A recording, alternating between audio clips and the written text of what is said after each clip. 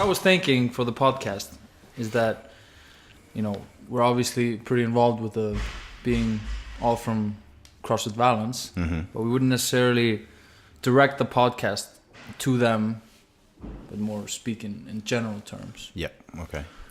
Right? Yeah, right. That makes sense. So it's not like, I mean, that's our relevance is Valens. Yeah. Yeah. But not necessarily the relevance of the podcast. Yeah, It's exactly. not the audience we're aiming for. Like. Exactly. Yeah. I mean, yes and no. Like, just shoot the shit, if you will. Yeah. Just about anything and everything. But That's what beard stands for, actually. yeah. Beard. So we're talking about fitness, right? Yeah, that's but right. we've got beards in it. Okay, and that's the shooting the shit. Yeah, exactly. Yeah. The beards is like, yeah, The it's nonsense. everything. Yeah. The I mean, fringe. everybody looks better with a beard, man. Yeah, well, like, don't rub it in, man. Not the women, I'm but- trying. Yeah, that's why we're two beards and then we got one fitness. That's our guest. Yep. The one fitness, big guest. And now it's you. Yeah. You can't shave anymore, man. That's true. That's the reason. And I, Oh, yeah? Actually, it. my beard is pretty small at the moment. Terrible, man. But it's the first one, so Yeah. that's okay. Yeah. Work in progress. The first right. beard or the first episode?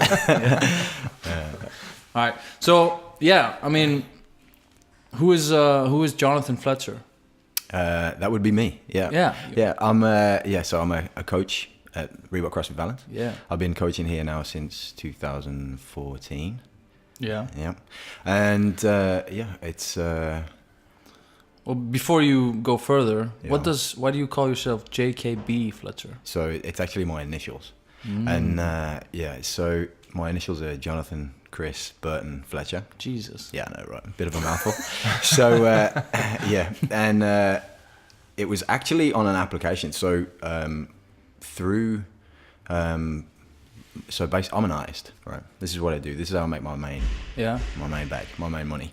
So, early days after university, you'd like start putting your work up onto online platforms, etc., etc. Because you're an artist as well. Yeah, exactly. Yeah. So you know, all the work that you'd produce, you'd want to put it up on display for people to see before you're making any money. This is literally just fresh off uni or what. And some of the forms that you'd fill out, the way you'd apply, put your space up online, you'd have to put in like a handle, like a nickname, a username. Okay. Yeah, and so most of them were like JKB Fletcher. And there's one particular online platform I used. I put in my name, JKB Fletcher, and then about 2 weeks later, I'd get like 400 or 500 emails come through, and I was like, "What the hell's going on? Just what happened?" Wow. Anyway, it turned out that one of the projects went kind of like viral through this particular platform, and then I became Googleable with JKB Fletcher, and it's kind of stuck ever since then. So now it was just easier for me to stick with that name. Yeah. But it didn't really make too much difference. Everybody just called me Fletch anyway, so even before. Yeah, okay. So you are a famous person. So yeah, deal with it, man. Yeah, deal with it. Where'd you go to university? So I went to university in Scotland, in Dundee, Duncan and Jordanstone School of Art. I was there for 4 years. I did an exchange program in San Diego.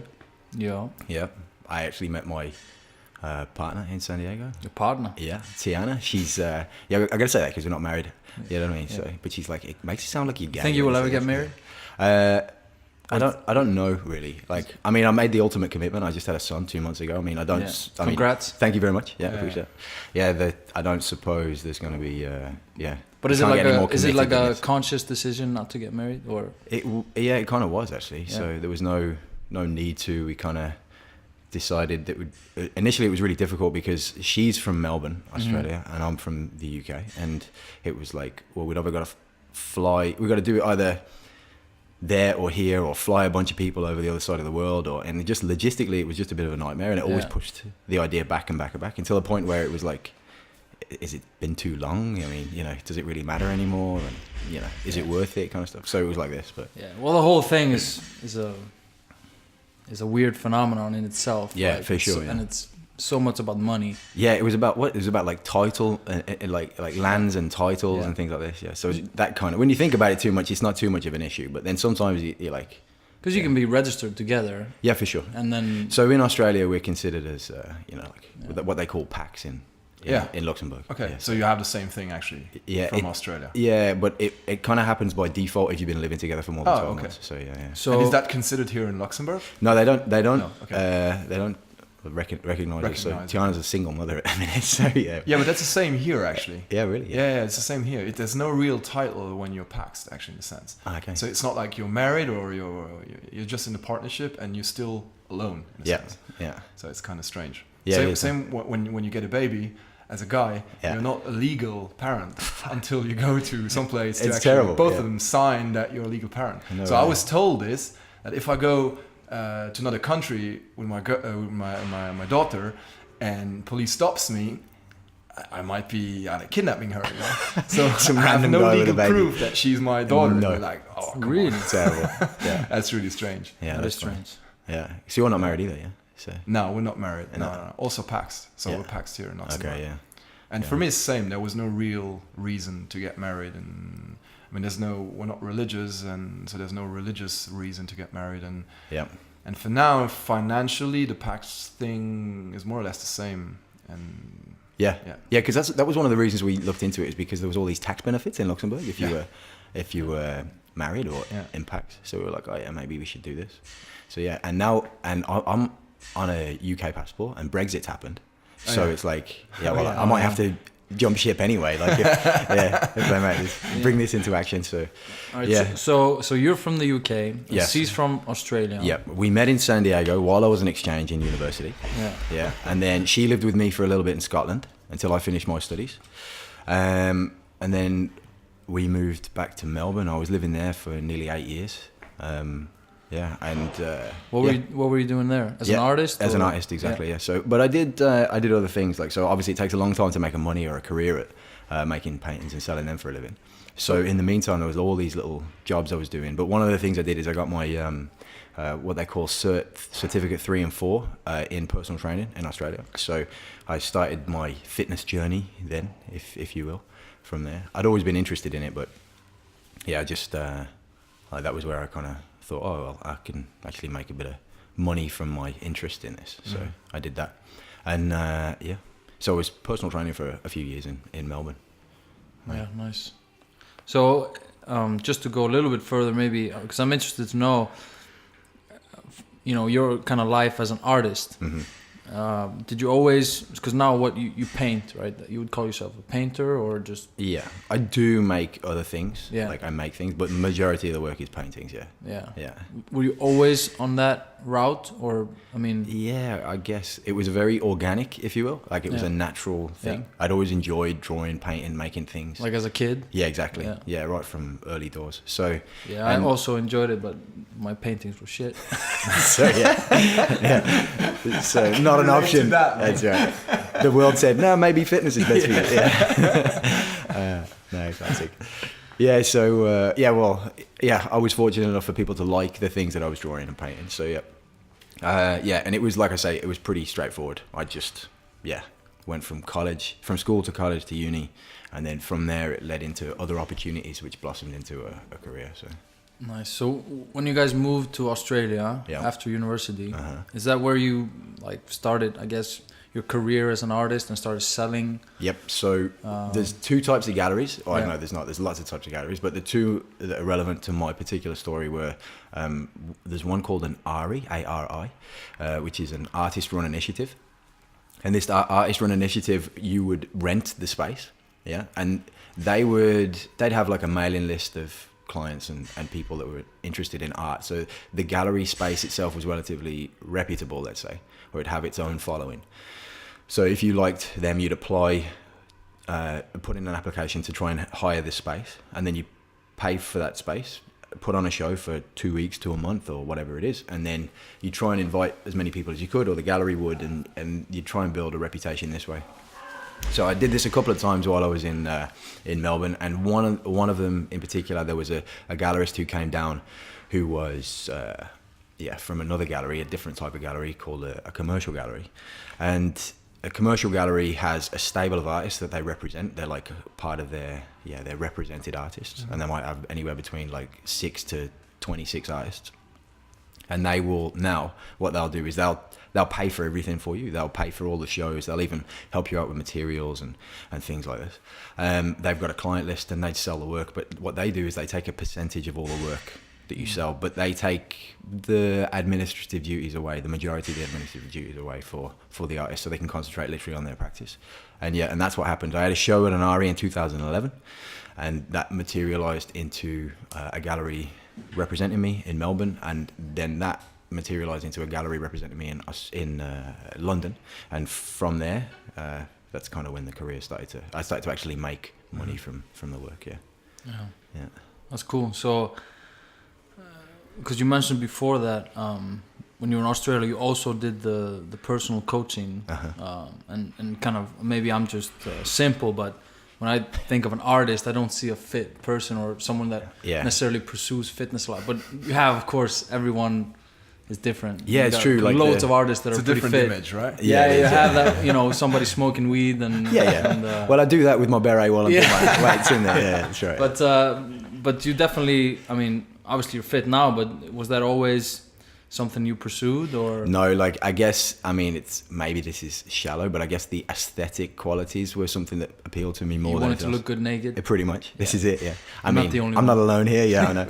So, this is right. And the aesthetics thing has always been relatively important to me. I like things that look good, and, I guess that's kind of one of the reasons that took me into the creative field as it was. Yeah. So, but I'd always done things. I played rugby through school and college, and I guess, I mean, even though the sports kind of fell away, the training kind of stuck around, and it was again kind of natural. I'd always been interested, but like, I mean, there's a common, I guess, archetype, the beret, weed smoking, drinks too much, stays up all night kind of artist, but that's more of I think that paints the picture better for a university student, full stop, than it does for, just... But that definitely was... You still got your ears, man. Yeah, exactly, yeah. What, do you lose your ears? No, Van Gogh, yeah. So, he did that, yeah. That's right, they always make that is true. Yeah. But, but no, I mean, there's actually loads of artists who are heavily, like, into their fitness, and some of them who've been... professional athletes before. Yeah. There's like famous judo fighters and all this kind of stuff that have been, and that also have these like kind of, you think they're kind of juxtaposed, like the artist and the athlete, but there's a lot of similarities between these two worlds, But it's probably because both doing fitness and being an artist can be done next to not a real job, but a main job. And if one of them is your main job, it doesn't mean that you cannot do the other thing. Yeah, exactly. I mean? Yeah, well, so, the flexibility in both the worlds. Exactly. Yeah, exactly. Yeah. I mean, this is true. For you too, like, side jobs can be like the main jobs, like for somebody else, you might be, I don't know, working in a bank and then be an artist on the side, or do fitness on the side. Exactly. Yeah. Or sometimes even all three. There was a time when I was cleaning a hospital. Terrible job. I never recommend it. So it's a domestic at a hospital. So and then I'm trying to fit in your fitness and your art. And at the time it was through uni. So it happens. But it was but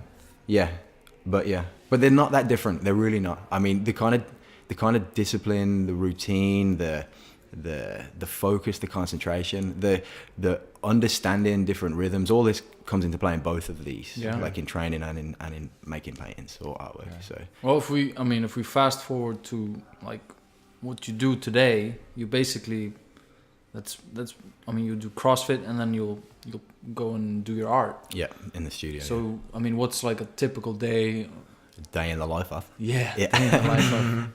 So I like to train early, for myself. So I'll get the training session done in the morning. I also coach in the mornings. So it'll be either a 6 a.m. session training or an 8 a.m. session training for me. And I'll coach before and after I train. Then so before 6 a.m.? Not before 6 a.m. So I'll train at 6, coach at 7, train at 8. Coach it. Yeah, we don't have a 6 a.m. Yeah, that's okay. Yeah, that's right. Thank God. Thank God. Despite all the requests.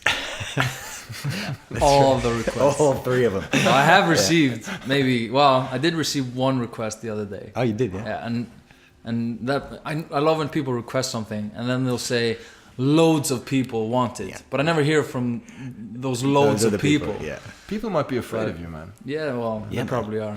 That's why you shave sometimes, right? yeah. You put the To be personable face on. approachable. That's right. Yeah. No, but really, yeah. So maybe one day we'll have a 6 a.m. And Yeah, man. you'll definitely coach that. Yeah, We're gonna that's right. start training at 5. Classic. Yeah, I don't know. I guess I started doing it out of necessity. It just seemed better to more efficiency throughout the day, training early. But Yeah. but yeah, it's super difficult. Like everything feels so much heavier at that time in the morning. I feel you, man. Yeah, like a bit of breakfast and you feel much better. So I've whittled my breakfast down to exactly what I need without puking all over the place or feeling like you're gonna after a session. So you eat before? Yeah, I'll have something before. I'll have like the coffee with the coconut oil in, espresso with the coconut oil in. I'll have a banana, and I'll smother that banana in peanut butter. Yeah, good times. Yeah, Absolutely. yeah.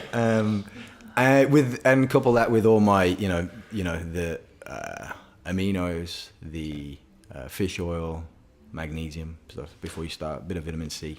Like it sounds like. Do you have magnesium before you train? So according to the thing, it said the one that I take. Really? Take it pre or before you go to bed. So, okay. Because I Oh, take mine before. It I actually go to bed. says with food, before you train or before you go to bed. So those are the. But it's weird because before you go to bed, you're resting and you're relaxing. Yeah. But before you train, you're gonna you're not resting. go all in. So it's like. Yeah, it seems like a weird contrast. 2 windows that you can contrast exactly. Yeah. But anyways, let's carry on. So after you coach. Yep. So then I'll coach. Then I'll well at the minute I've got additional daddy duties that come in. This wasn't part of the routine, but it has been for the last 2 months, and that is I'll look after my son for an hour or two while Tiana, my partner, while she trains and gets her session in. And then at about lunchtime, I'll head into the studio, grab a bite to eat. The usual bite to eat would be tuna and rice. Yeah, a bowl of tuna and rice. Always. Like that's the staple. It's not always, there might be leftovers. I might fancy something from the local restaurant or whatever, but nah. But you don't mind eating the same thing every day? I enjoy food, obviously, but yeah, if I know what I'm getting is good quality, then I don't mind having that over and over again. Yeah. But of course, just like anybody else, variety is the spice of life, as they say. Yeah. So, but I'm a sucker for routine, man. Absolutely. Yeah. And then I'll spend probably from lunchtime all the way until 6:30, 7 o'clock in the evening, just painting or doing work for the art. Yeah. And I've had to be a bit more efficient in the studio these days. Yeah. Being a dad. Yeah. So it's kept. Well, if there's one thing that having kids will do is fuck up your routine. Yeah, for sure. It's done that, man. Yeah, it's just annihilated it. But it's amazing actually. Like I'm still being as productive as I was before. And now, and I'm spending on average a good 3, 4, even 5 hours some days less in the studio. Yeah, so more efficient, as you say. Yeah. I think that can go with almost everything. Procrastinating, probably. Yeah, seriously. Yeah. I don't get the 3-hour nap at the studio anymore. No, but I think that can apply to so many things where if you have endless amount of time to get something done, you do it slower. Yeah, you just take your time. I remember when I was in law school, I would go train, have lunch and train. I'd go in the morning to study. I'd go have lunch. I would train till for 2-3 hours. I'd come back and I'd study for 2-3 hours more. Yeah. Meanwhile, my friends who were also in law school, they studied the whole day. They had a short lunch. And then they never trained. I would get the same amount done just because I kind of was moving with purpose. Like, I gotta get this done before I go train, or I gotta get this done because I had a short window to work. Yeah. It was much more efficient. Yeah, you're more efficient. Yeah, you're kind of on it more. Yeah. It was the same for me actually. Just instead of working out, I was playing video games. That helped me to say okay, I have to stop now. I have to start studying. And then it's the same thing. Just win faster. That's it. But I'm curious, when you go now to the studio and let's say you spend 4 or 5 hours, and maybe this will vary, depending on which state you are in. Mm-hmm. But how much time do you contribute on like just thinking about what you're gonna do, and then how much time do you spend actually doing the stuff you need to do? Like, yeah, it's a good question, because the kind of work I make gives me plenty of time to think while I'm making it. Yeah. So so sometimes you've got to be a bit more in the moment and kind of work at pace, but a lot of the time you can, like, a lot of the work that I make is quite photorealistic and calm, and so there's like a steady step-by-step process that I have to follow, and I'm stuck in that process for a few hours, and you can happily, it's not like you're reading a book and you got to concentrate, you know, like I'm making something I can think about the work I'm going to make next. We've talked about this before, but just in general, how much time does it take to start a project and finish a project? Yeah. I know you don't like to to count the hours. You mean like a big painting? Like a big painting. Yeah. Yeah. So like some of the work from start to finish, in terms of how many hours I've been working on it, or in terms of like from the first day I started working on it, and then how many days later it finished. Both. Well, I'll answer for him before he answers, because I remember he had an exhibition, and he had like at least 2 weeks until the exhibition, and he was like, "Oh, I'm so crammed with the hours," and he showed me a picture of the painting, right, and what the stage he was at. And it was like a little corner. There was a little fluffy. It's like, I gotta finish up this corner. And I'm like, what? You got 2 weeks? Because I believed him. Like, he knows what he's doing. But it's like, this corner. 2 weeks for this little... and it's already like kind of in the shape it's supposed to be. Yeah. But I guess it was not correct. Yeah. So it takes a long time. Yeah, that's funny. Yeah, classic. Yeah, it was. I mean, some of them have been in the studio for over a year, just from start to finish. Obviously that's not continuously working on it, but that'll be working on it every week. I'll be working on it, but I'll take a year before it's complete. Some of the more complicated work, like the fluffy rocks you saw, for example. But it is some precise work, like it can be. I remember like you've seen his work, right? I mean, you've seen some of his paintings, the grass painting. It's just very detailed and everything is straight. I remember I think I was probably pretty soon after we met, we were hanging up a poster on the wall here, and you're hanging it up, and I'm like, just make sure it's straight, Yeah. And Fletcher looks at me like, I'll make sure. And then I think like just shortly after, I saw his paintings that were just full of straight lines, like a big ass painting, the straightest lines I've ever seen. I was like, I think he can hang a poster up straight, Yeah, it was a small challenge. Rose to the occasion, hang the poster straight. Yeah.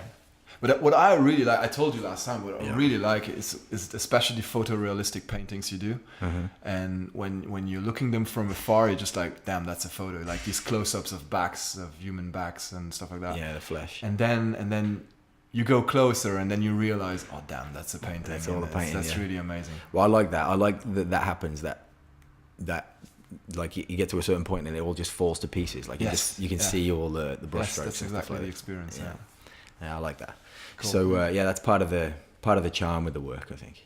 It's something that you kind of hunt for, because you can get to the point where you can't tell if it's a photo or a print or a painting. You could do that. You can make it so refined that you can't tell the difference.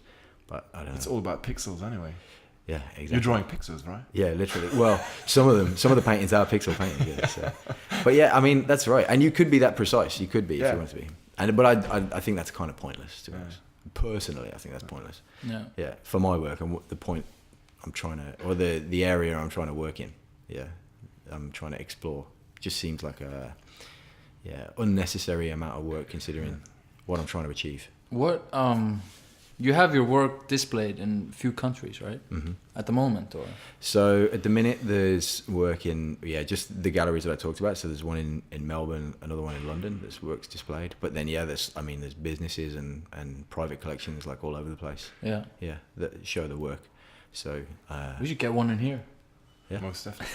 Yeah, I do. Yeah, but put it up by the wall ball sign. We have one. One on the back. Oh yeah, look at this. Yeah. Well, yeah. I mean, I designed it myself. Yeah. I came up with this anatomical man. Yeah, it's a good idea. Yeah. But I wanted to ask you also a little bit about being a CrossFit coach or regarding CrossFit. Yeah. And a few things that are I kind of listed down, and one would be, When did you start realizing like CrossFit was the thing you wanted to pursue, and why? Yeah. So when did I find it? Oh, it was Tiana who found CrossFit. Yeah. Yeah. So I think a friend of it was a work colleague who had said, "Hey, have you seen this?" We were still in Melbourne at the time. He's like, "Have you seen this?" And it was this, the YouTube video that they've got on. It's like, what is CrossFit? And you see, it's just like random clips of people carrying sandbags and climbing rope. Yeah. This. So Tiana shows me this clip. We used to have that on our website. Oh yeah, really? Yeah. I remember that. Now we have our own video. Yeah. That's right. Yeah. And so she showed me this video, and she's like, "Hey, Fletch, how cool does this look? Like, check it out." And I'm like, "Oh yeah, that's awesome." And secretly I was like, "Fuck, that looks really scary. I don't want to do this." But she's like, "Oh, there's one of these places around the corner from us." So there was like a Reebok CrossFit. It was CrossFit Schwartz, which is CrossFit Melbourne, where we did our basic course, if you will. Yeah, and from then, so that was where we learned like the basics of our like Olympic lifts. You did all the PVC pipe work and learned what a wall ball was and kip in and blah blah blah, and just the combination of all these movements. And when he put together just really short workouts, like straight away I knew, I was like, this is gonna help me kind of really jack up the training. And again, that keyword efficiency, like it would make the training much more efficient, so I can get things done within an hour instead of hanging out for 2 hours at the gym and I've just done my biceps and back, you know what I mean? Like, which is the previous kind of, 3-day split thing that I was doing. And we've all been there. Yeah, exactly. So and then another thing that happened was, again, back down to aesthetics. I mean, I started to see noticeable changes in my ability to move serious weight, in the amount of fat that my body was carrying and things like this. And I was like, okay, some good things are happening with this training. And I knew then that this was worth considering. But I have to say that at the time I was literally just using a normal gym and just following HQ and doing what I could in the gym with the equipment I had .com, CrossFit.com. Exactly, yeah. And that's a great programming as well. Yeah, exactly, classic stuff. And then when we moved to Luxembourg, first thing we did was look for a CrossFit gym. Why did you move to Luxembourg actually? Why? Because we'd spent 8 years in Melbourne. Okay. Yeah, and obviously being from the UK, all my family's based in the UK, and we'd spent like so many birthdays and Christmases and weddings and new additions to the family. Like, we missed so much stuff, and it was like it was hard to deal with, and it was time to do another stint up north, if you will, like back. But both Tiana and myself didn't really want to live in England. Okay. And so we were looking for like somewhere nearby, where as well, because one of Tiana's passions, or our passions I should say, is traveling. We'd like to get about and see some things. So so we were looking for like Germany or France or whatever. Yeah. And Tiana's a teacher, and a friend of hers told her about the international schooling system. She applied for a job at there's like a job fair that they do in London every year, and she got 3 jobs, and one of those was in Luxembourg. And when we Googled where Luxembourg was, then we were like, oh yeah, that's perfect. Yeah, it's right in the middle of all of it. So that could be fantastic. So and that was why specifically Luxembourg. Yeah. And we haven't looked back since. We were supposed to be here for 2 years. I'm staring down the barrel of 5 years now. So. Okay, 5 years. Yeah. Cool. Yeah. So it's Kushti, man. It's Kosti. Kushti. Kushti. Kushti. Yeah, it's good. It is. I mean, Luxembourg is a good setup. Yeah, seriously. Yeah, it's been great. Yeah, like, and I put a lot of that down to the box atmosphere, to be honest. Like, I mean, we kind of got welcomed straight away as soon as we came here, invited to loads of events that the box was putting on, and the community aspect that everybody talks about at CrossFit, it's a big deal, and it really does make a difference. I mean, we had friends that we were hanging out with within a week of just doing CrossFit with them. You know what I mean? Yeah. Did the box exist for a long time already before you came in, or was? So I think they started in a van 2011. Yeah.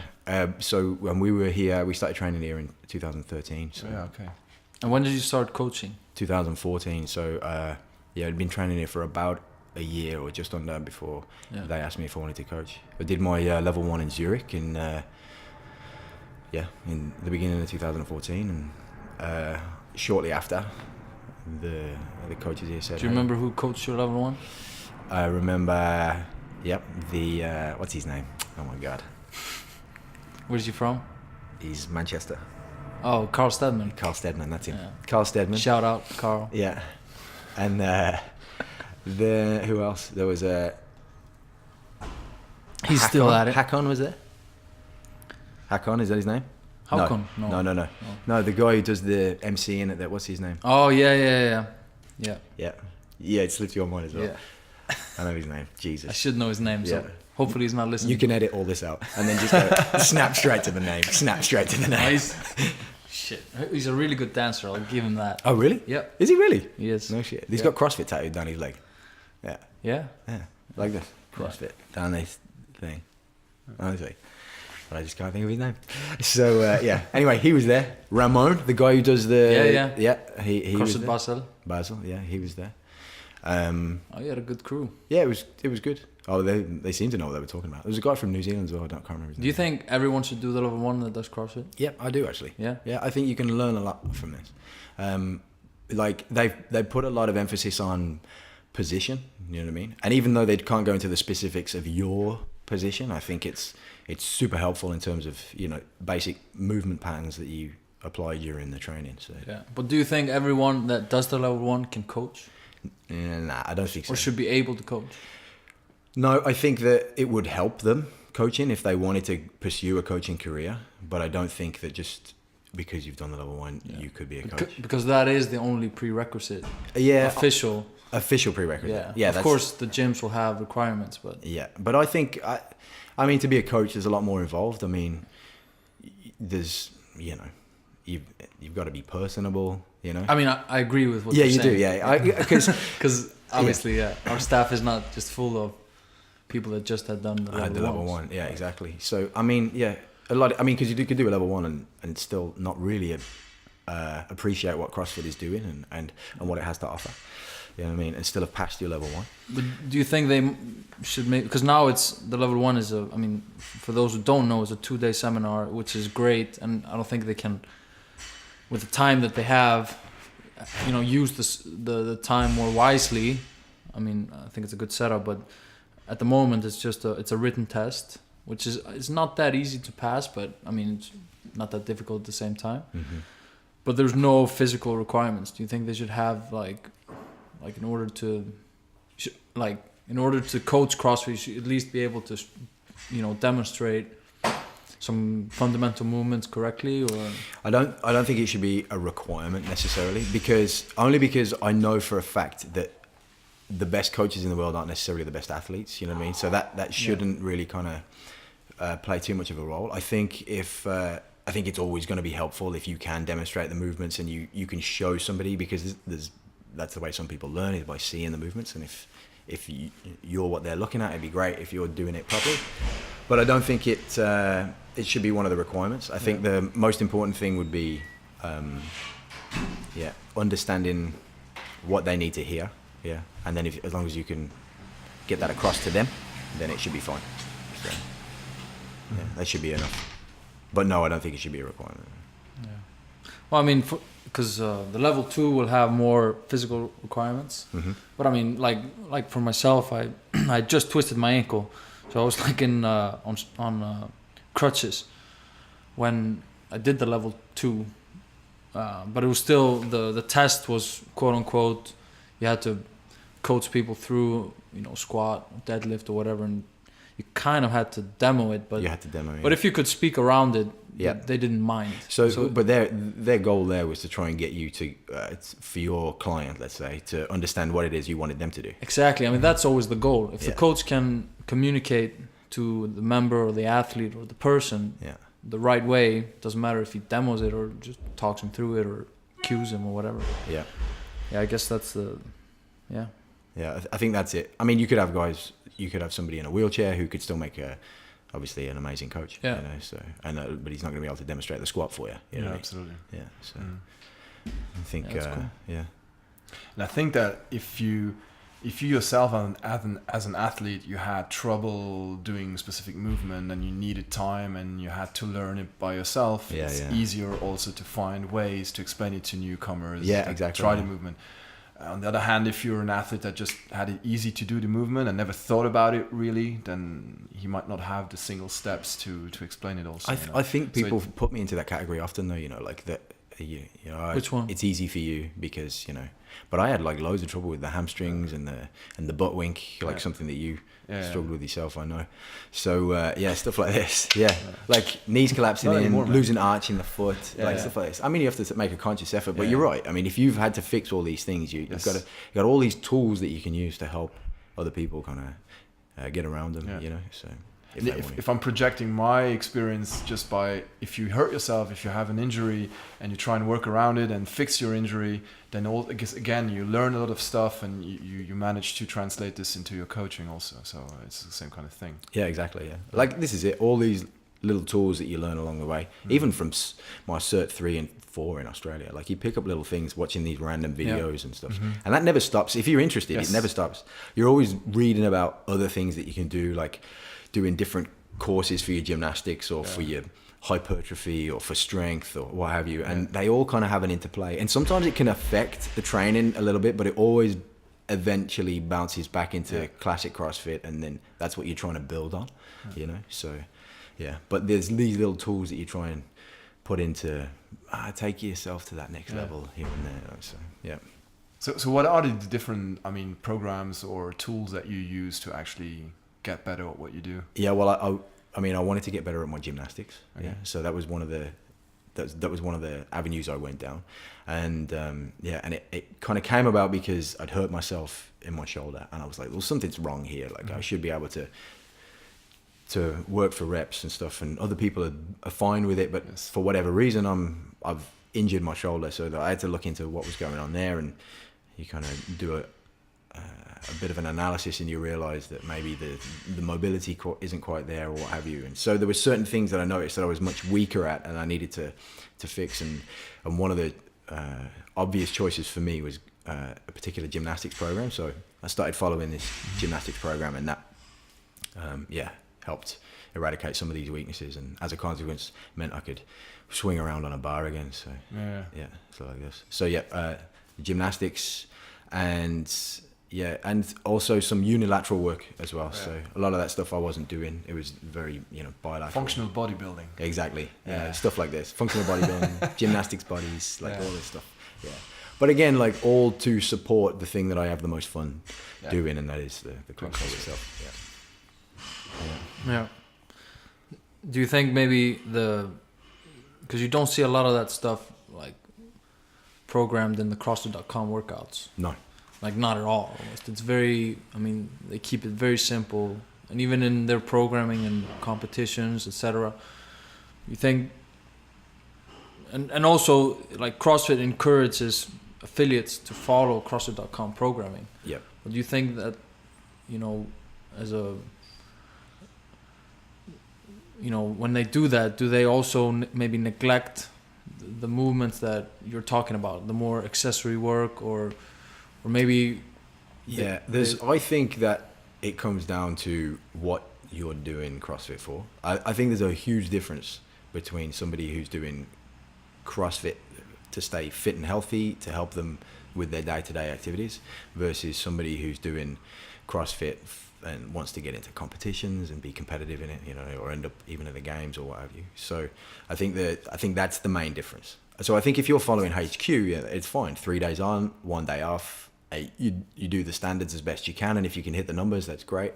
And then you stick with that. And I think the majority of people who come and train at the box, like Valens, that do the same thing. They're there for their general health and well-being. But then there's a handful of people here, and in the boxes all over the place, that are really interested in competitive training, and they're going to work hard to try and eradicate those weaknesses. And that's where I think these additional supplementary work comes in, or paying more attention to your gymnastics or your strength, because you've noticed that may be a flaw in your overall abilities. But do you think that this accessory work, or just to stabilize shoulders or to get more mobile and stuff like that, is just for these athletes that actually want to compete? Or do you think that the general public that actually comes here for health would benefit from such absolutely work, I think it makes sense that if you notice that you for example, have like no strength, you know what I mean, like compared to, you know, other people or whatever, in pulling movements, for example, then, and you notice that, or a simple like gymnastics pulling program or straight arm strength might actually make the difference, then I think it makes perfect sense. But again, it comes down to what you want and what you're doing it for. Yeah. So basically, what if I understand you, and I think I agree with you, is that if you have someone walk in that is going to do CrossFit, he just follows the, you know, let's say .com programming or the affiliate programming, very, you know, simple, mainstream, fundamental movements.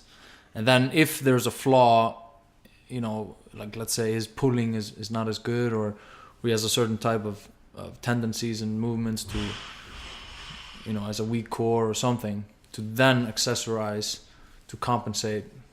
Right. If he's not happy with the fact that he has to scale all of these workouts, then but Joey, you would preach that the accessory work is for everyone. Absolutely. So to be honest, again, I'm projecting my own experience. I mean, for me, what I experienced since I hurt my low back, and I'm fixing it now, and I feel that I fixed it, and I fixed it through, in a sense, functional bodybuilding and getting these weak parts strong again and getting some mobility that I actually needed. And I feel like it might be necessary even for the general public, because more and so often we see people that have chronic shoulder pain or knee pain or low back pain. And I don't know, I think it's most probably because people have a really big ego and they come here every day and they want to lift high and they want to go RX quickly, and they're not patient. And the question I ask myself a lot is, what's the responsibility that we have as coaches to force them into changing their habit or how they see all this CrossFit, and perhaps accept that they need to scale and that they need to change a movement, and that it might not be good to try and do kipping pull-ups where you add 3 times body weight when you come down, when you cannot even do one single strict pull-up, you know? Yep.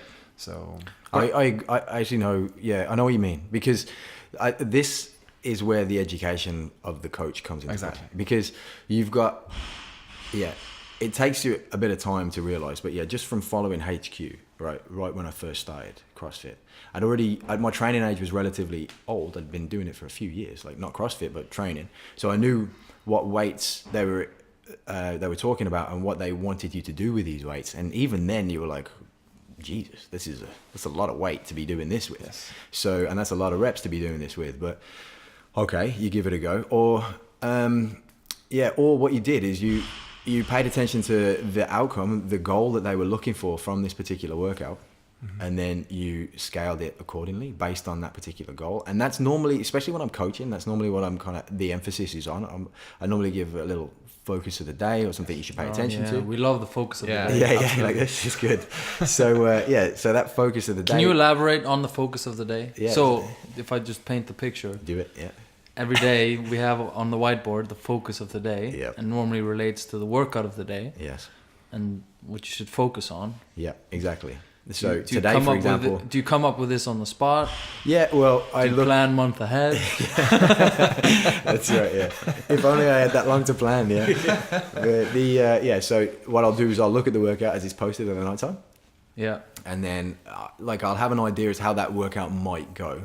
Yeah. And so sometimes I got to be honest with you, the focus of the day changes from 7 a.m. till 9 a.m. Yeah. It's always like this. Yeah. So and nobody knows. Yeah, exactly. Especially as long as the 7 a.m. people don't know, it's great. So the 7 a.m. Well, especially before CrossFit, I used to do boot camp in Iceland, and there we never posted the workouts. No. And I'm not lying. You're gonna think I am, but we would have 40 people show up to. It was a 6:30 class, 6:30 a.m. 40 people show up, full class, and traditionally the warm-up was 1K run. Yeah. So you go and run 1 kilometer, and we were like 2-3 coaches. So go run 1K. Everyone goes running. And while they then we look at each other, it's like, what should we do today? What should we do? Yeah. Okay. And then you have literally 4 or 5 minutes to figure out the hour. Oh shit. But you got really good at it. Yeah, right? for sure. Yeah. And just imagine how many times you changed after I remember 6:30 a.m. class was once like, it was almost 40 minutes of lunges. Like you were just lunging like in circles and doing different stuff. And then by 7 p.m. it was just a I don't think you even were lunging. You know? It changes so much. You get better ideas. You get more creative as the day goes on. Yeah. But Do you think that's actually better than planning ahead more? Well, I think you can. I think you need to have a mixture of both. And I've had this discussion about programming for affiliates with other affiliate owners, especially like in the Benelux area. Like since we're a Reebok affiliate, I meet with Reebok affiliate managers like every 6 months, and once I led a topic about programming for affiliates, and I was interested to know if people like how long in advance they do program, or if they kind of do it on the spot. I think a lot of times people are planning too much ahead of time and not both using their intuition and also how they see that their athletes or members are reacting to the programming. Mm-hmm. But I mean, you need to plan ahead just for, you know, coordination wise and organization and all this stuff.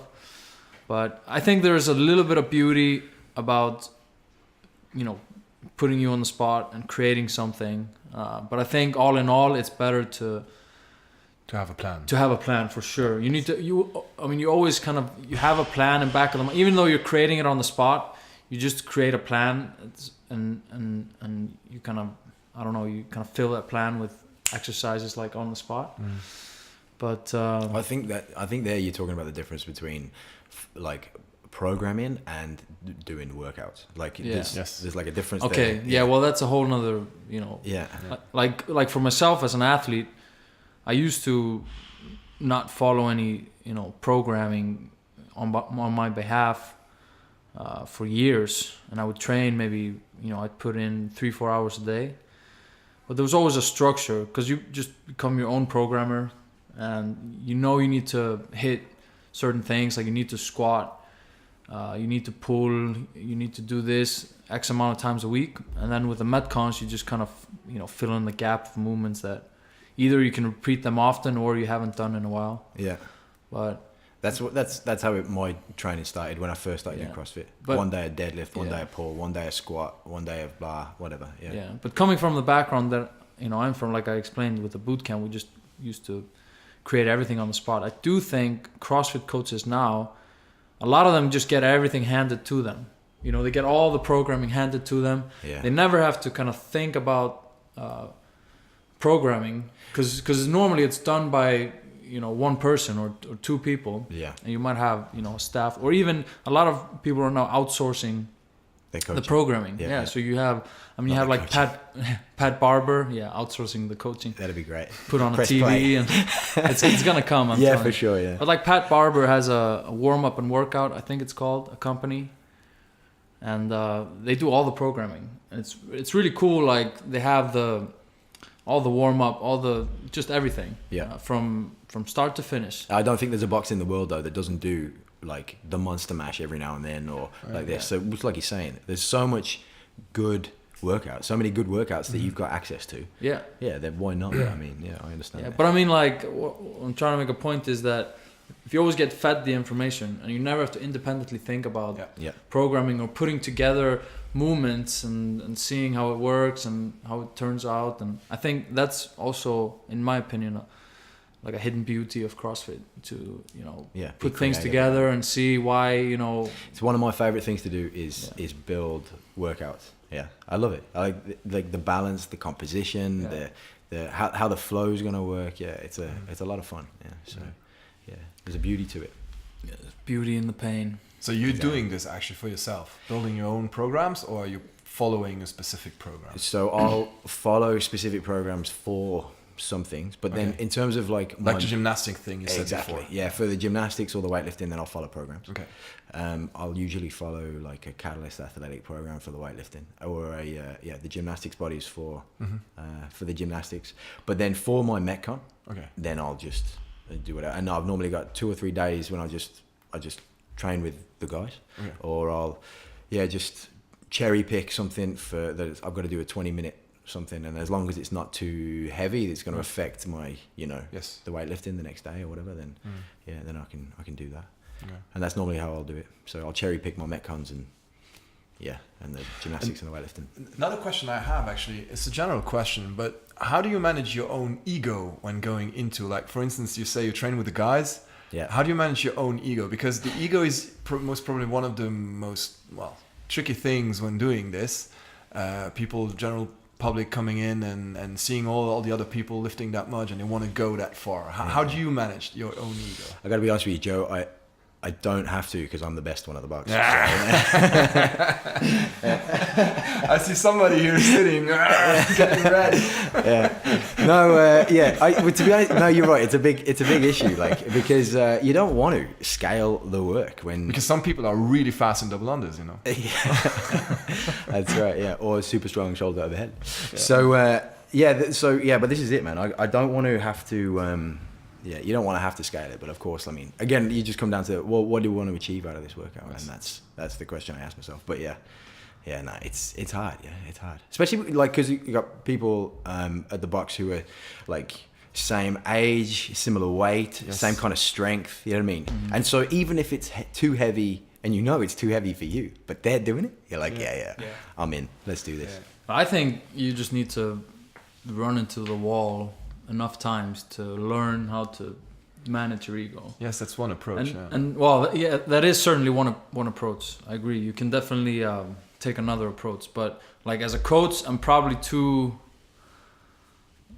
let's say, free or relaxed about this because I feel that people sometimes just need to run into the wall themselves. Yeah. Like if I've told them, obviously I've instructed it and we do it in the basic course, I don't know how many times, about progressing in weight, properly and having time to think and a movement that requires some technique, la la la. But if I see a person that I have instructed this numerous of times, and he knows that he's taking too heavy or whatever, I'll let him do it. Mm. And even though that his form might be shit at the moment, nothing that's gonna kill him. And I'll just let him, and then sometimes I'll ask him like. Or he'll already take off the weight after one round or whatever it is. See, this is something I want to try and avoid people doing. Like they get halfway through the workout and then they start stripping the bar.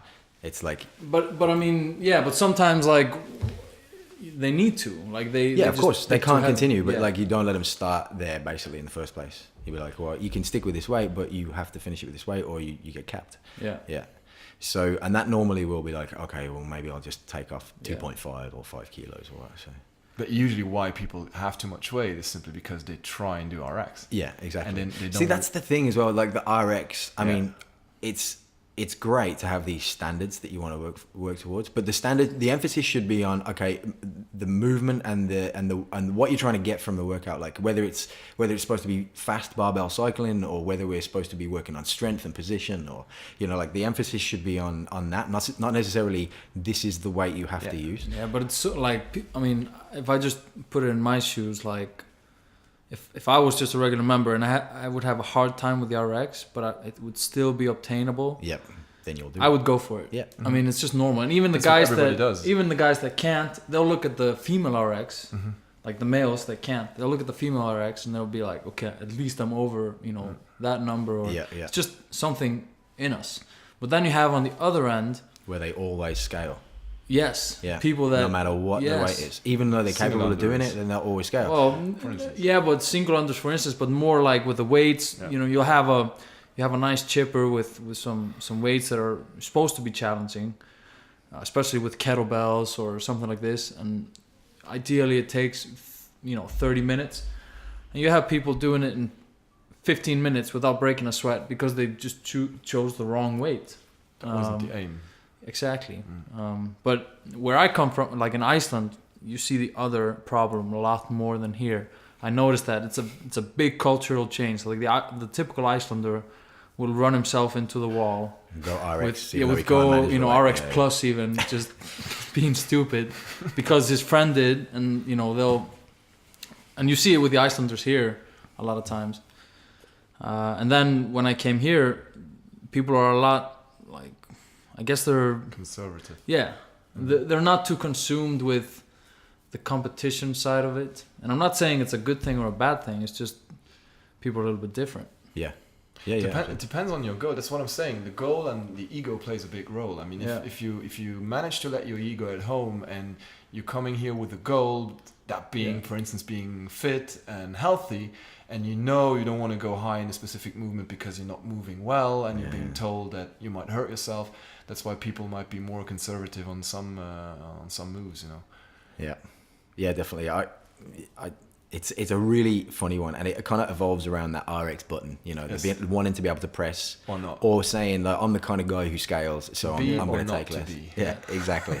So it's a bit of a, I know it's a bit of a tricky one for most programming, like what weight you use. And there was a thing that you guys were doing at the beginning, like when you started coaching here, you'd give them the options, the L1, 2, and 3. Yeah, which was nice. You could kind of feel, all right, I'm about an L2, I'm not an L3. So, and that was a good way around it. That was great. It just took a lot of time. Yeah, that's right. That's the question. Sorry, out the window. The question I wanted to ask, because that's something I thought about a lot, because I've seen it in other, when I did drop-ins, that they had at least like an intermediate. Oh, come on, don't tell me all boxes do this.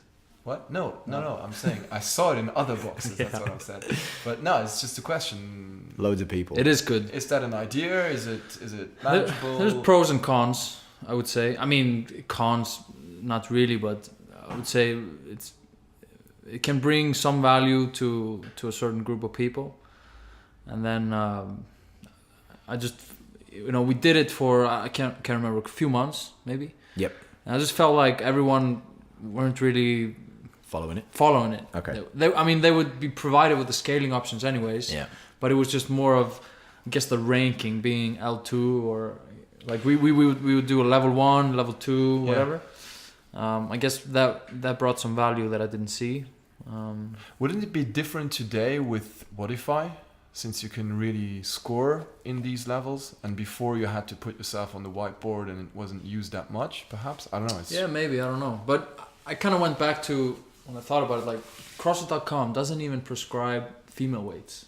No, they just give you a workout. Like they just give you the workout, and you just, where you are at, because what's going to happen is people are going to, just like someone is consumed with being RX, you're going to have a person that maybe has less capabilities. He's going to be very consumed with level 2. Yes, okay. And so if he does level 2 on a Tuesday and he comes back on a Thursday, and he's just going to try for level 2, and maybe that's too much. So it's like, the problem persists in a sense. Yeah, you know what I mean? You're just creating that, that structure. So, but I don't know.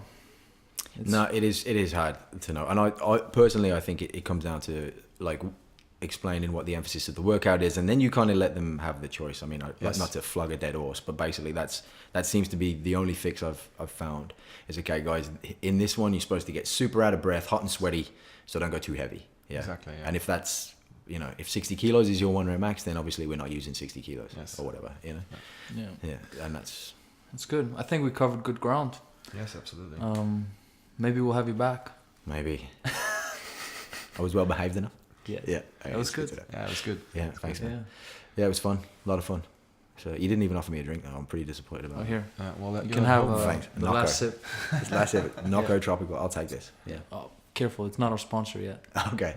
Yeah. One last question, though. Concerning your art thing, we haven't talked about. If people are interested in seeing your art, is there a way to...